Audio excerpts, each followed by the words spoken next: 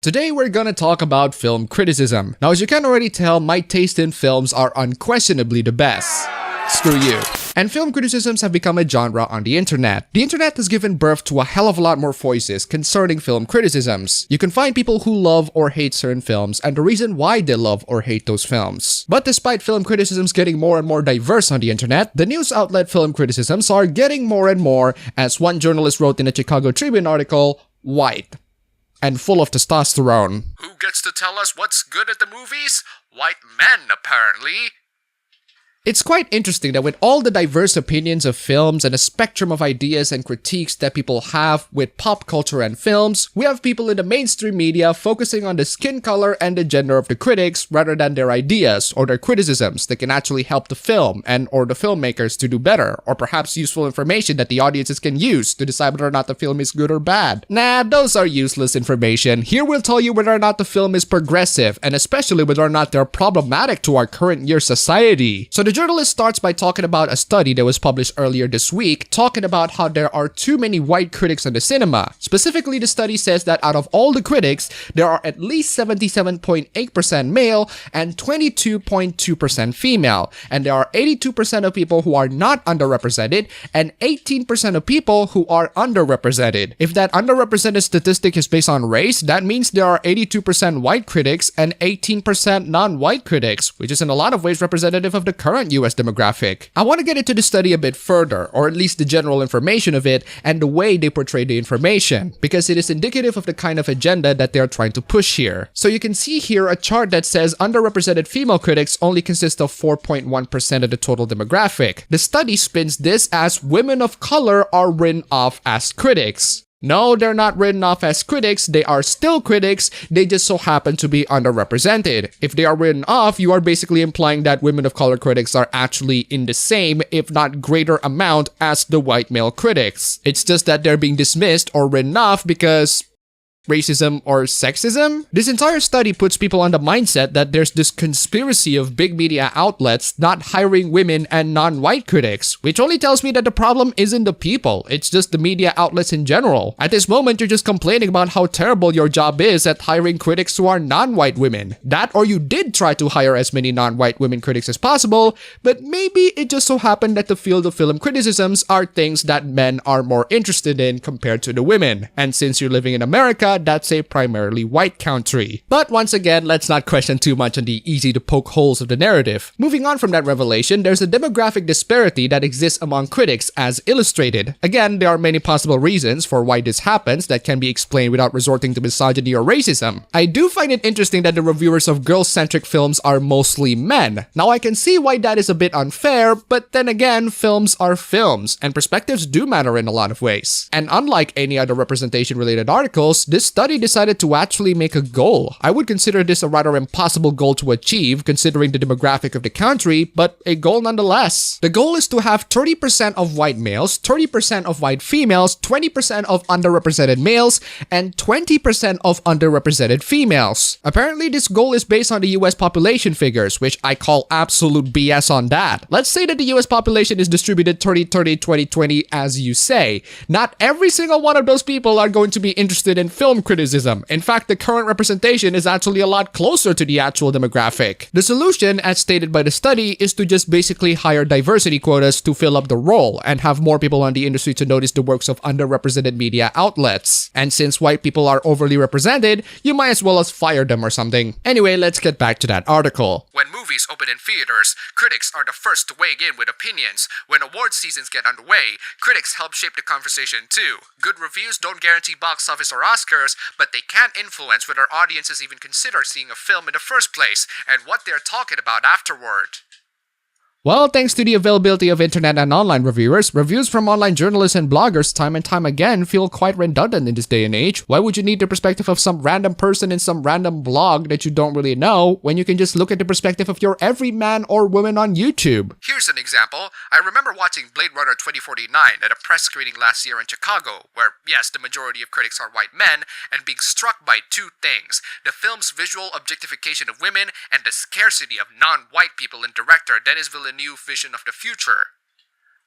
Oh boy, you watch Blade Runner 2049 and you focus a lot more on the objectification of women and the lack of non-white people represented in the film? Priorities, madam. Maybe you should check out the breathtaking visuals and cinematography or the compelling and interesting story. But nope, why are there no non-white people in the film? And why are the women objectified to a T? Why do we have holographic waifus in the future? What is this filthy, racist, misogynistic garbage? The film doesn't comment on either of those elements. Instead, like the giant statues of naked women that dot on the story's desolate Vegas landscape, these details are fixed and inert, but without depth or context or meaning.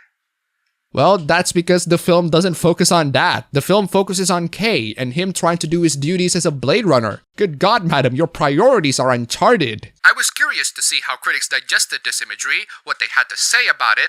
Turns out, not much, at least among the first reviews that went out from the prominent outlets. If you Google the film's title and sexism, you'll find a number of stories that actually talk about this aspect of the film. They are primarily written by women. Those aforementioned reviews, written by men.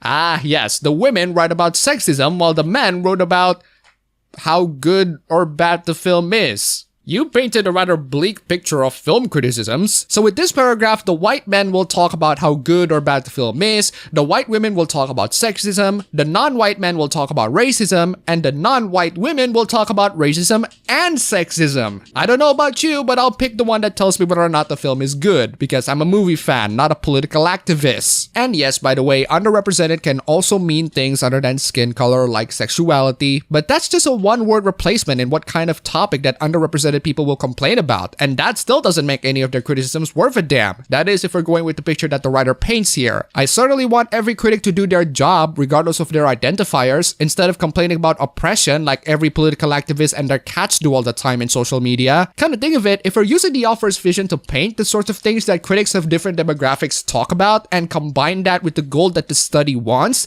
this is actually a direct proof of political activist invasion on film criticisms. So this is the media complaining that they don't have more political activists commenting on films. That's great media. That means more and more hot takes that I can comment on. When we need talk about the need for a more diverse core of film writers, we're talking about impact, and white men are overrepresented in their impact, when in truth a multiplicity of viewpoints makes for a more vibrant conversation overall.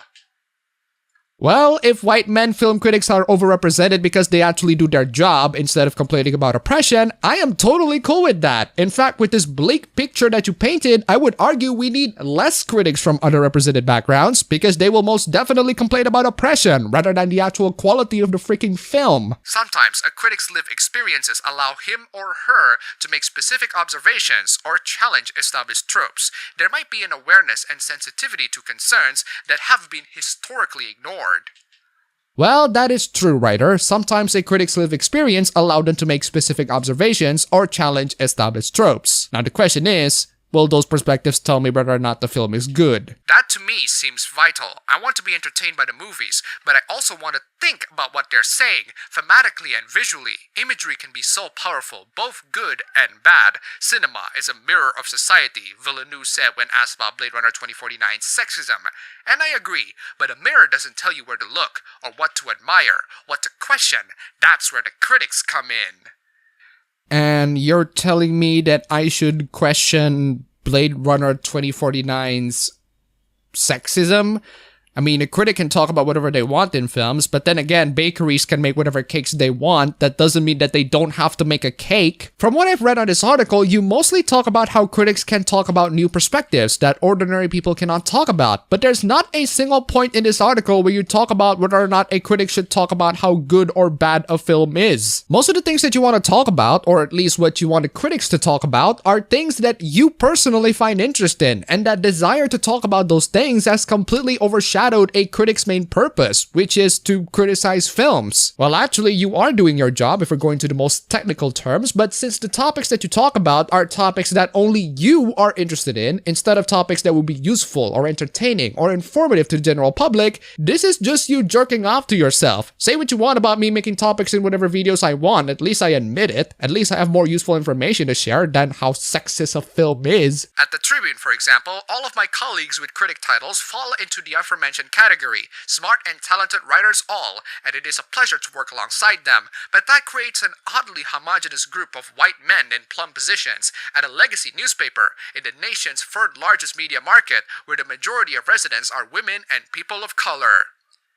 So, in other words, this is just you complaining about how you and your publication suck at diversity, and this video is me giving you the benefit of the doubt, even though this is an issue that is clearly your fault. I'm not sure why I even bother doing this video. Go and mope your guilt some more, I guess. There are a lot of great white male critics out there, tweeted freelance writer Candice Frederick, who has bylines for Harper's Bazaar and the Daily Beast, among others, but in no way, shape, or form should they be the only voices out there. This should be obvious, yet the trend endures.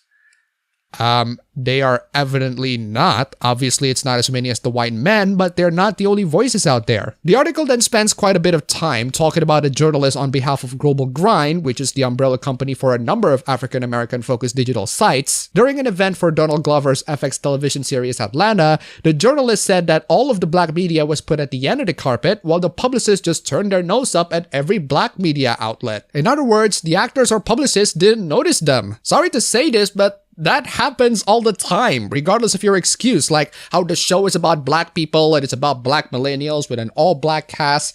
How does that matter? You didn't get the attention. You didn't get the chance to talk with the actors. Deal with it. The journalist wanted more and more actors to be aware of black media. In other words, please black actor senpai, notice our publication. We write about black people. This is basically you asking the referee to put the ball in the opponent's goalpost. I've never seen such a pathetic display of desperation. You must be so horrible at your job that you have to ask the system to win it for you.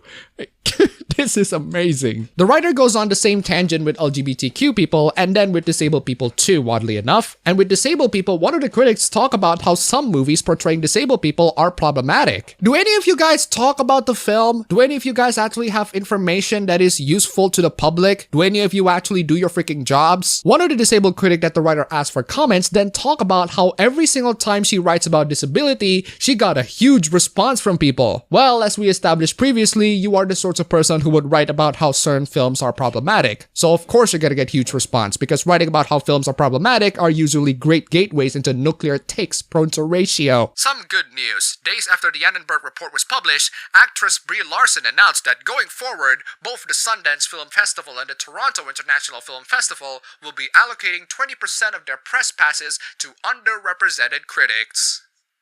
Well, good for you, Brie Larson, good for you. But from this article, I have made a couple of conclusions. Critics who are not part of the straight white able-bodied men demographic are underrepresented because most critics are not part of the straight white able-bodied men demographic, so we're gonna need to have initiatives in giving more and more non-straight, non-white, disabled, and non-male critics their voices, only to have them complain about how they're non-straight, non-white, disabled, and non-male in the film reviews. Am I assuming that underrepresented critics are only gonna talk about how they are underrepresented?